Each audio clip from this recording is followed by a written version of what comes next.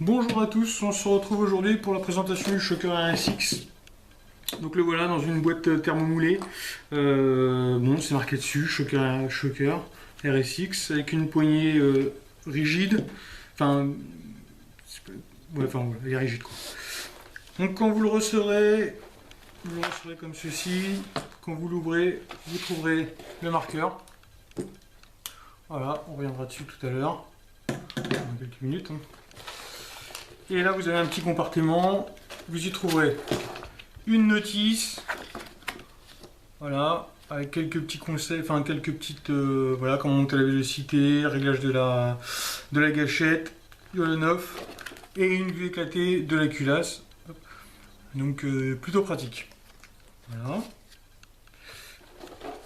Le canon. Voilà.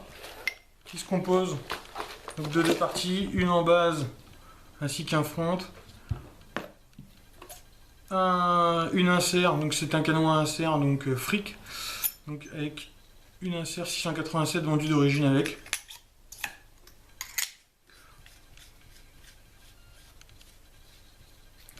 Voilà.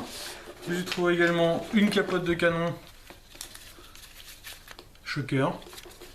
Bon, tout simple, hein, mais voilà. Alors, accroché d'habitude à une des languettes, vous y trouverez un petit carton, voilà, avec votre marqueur, son numéro de série. Vous y avez aussi un petit kit de joints, donc vous avez les joints principaux, un petit peu de visserie, quelques petites clavettes, enfin, vous verrez, c'est pour les yeux. Hop, vous y trouverez aussi un jeu de clé Allen. Jeu de clé Allen, donc c'est vraiment le minimum, seulement ce que vous avez besoin, rien de plus, rien de moins. Donc voilà. Et pour finir, un petit pot de graisse, de quoi faire quelques maintenances. Hein.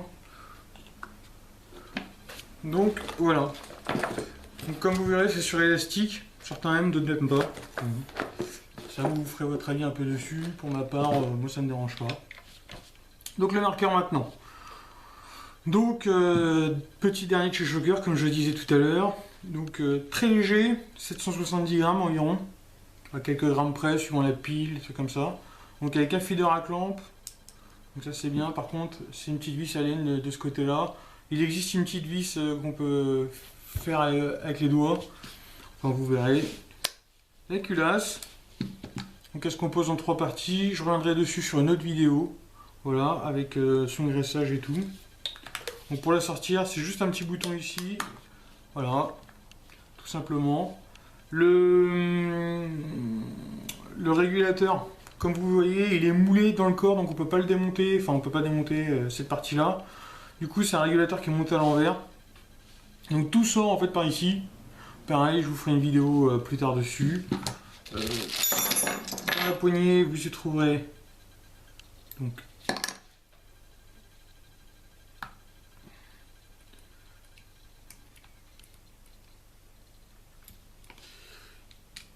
la pile ainsi que le branchement pour pouvoir le brancher à l'ordinateur, donc pour pouvoir mettre à jour. Il y a des mises à jour de temps en temps. Il y en a une d'ailleurs récemment, donc vous voyez. Donc la pile qui est vraiment bien calée dedans, elle se balade pas du tout. C'est même presque. Faut faire attention d'ailleurs, même quand on la met, de ne pas pincer les fils. Enfin voilà. Et ici, alors je sais pas si on le verra. Ici, il est juste dans le creux là. Vous avez le branchement pour l'USB. Donc c'est du mini USB, la même chose que les téléphones portables pour les charger. Voilà. C'est un écran OLED. Restez appuyé dessus, donc vous voyez, Shocker, hop. Donc sur l'écran, il se compose comment? Alors tout en haut, vous avez le modèle, donc Shocker, enfin RSX.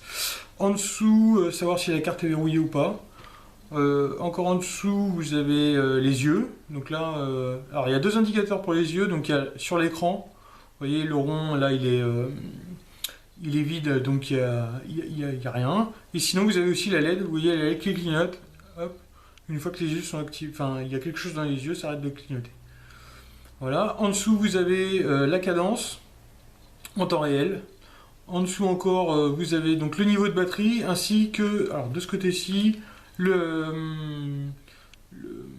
mise à jour actuelle sur laquelle vous êtes. Donc là en l'occurrence 1.33. Voilà. Le on-off c'est un on-off très simple, à vis, pas de chichi, c'est vraiment très simple. Donc bon, c'est très bien, moi je trouve que c'est efficace. La détente, donc là vous avez un petit aimant magnétique au-dessus, enfin voilà. Et donc réglage en 3 points. Je vous ferai peut-être un petit quelque chose dessus si vous voulez un jour. Les yeux, je vais vous en démonter qu'un. Parce que de toute façon, de l'autre côté, c'est la même chose. Vous avez un petit joint sur la vis, ça permet que la vis ne se barre pas avec les vibrations et tout comme ça. Hop. Donc, l'anti-double fil est intégré dans l'œil, enfin dans le cache-œil plutôt, avec une petite clavette ici qui le maintient. Donc ça vous évite de le perdre, c'est beaucoup plus simple à remettre et tout. Voilà. L'œil, je sais pas si on va bien le voir ici. Donc voilà. Ça fait, il est coincé en fait entre deux petits tétons. Voilà, juste glisser dedans. Donc voilà. Qu'est-ce que je peux vous dire sur ce marqueur? Alors, pour ma part, comme vous pouvez voir, la poignée de régulateur est très fine, donc ça peut déranger, parce que la prise en main est un peu bizarre. Du coup, donc je vous conseille vraiment d'y mettre un grip dessus, il en existe plusieurs, il y a... attendez, j'en ai là, il y a donc le HKRMI, voilà, le Exalt, par exemple. Exalt, pour ma part, j'aime vraiment celui-ci.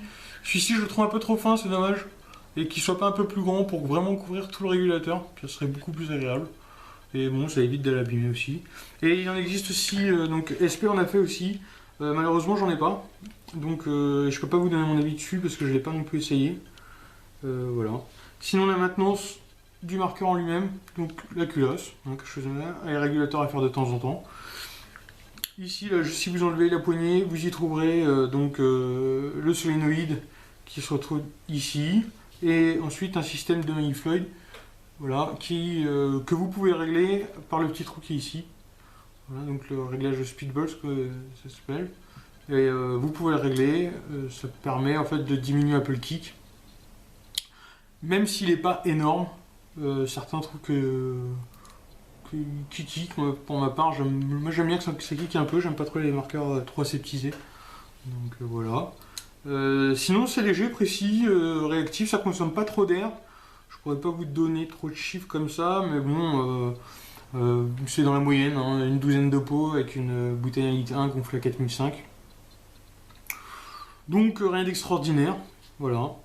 Sinon j'ai rien d'autre à rajouter dessus. Donc je vous ferai d'autres tutos de maintenance, en l'occurrence régulateur et culasse. Voilà. Si vous avez des questions, surtout n'hésitez pas à les poser, ou alors venez sur le groupe Shocker RSX France, où vous trouverez du monde pour vous répondre, ou moi-même d'ailleurs, je pourrais même vous répondre. Donc n'hésitez pas. Voilà, je vous souhaite une bonne journée, à une prochaine vidéo, et puis voilà. Allez, sur ce, bonne journée, au revoir.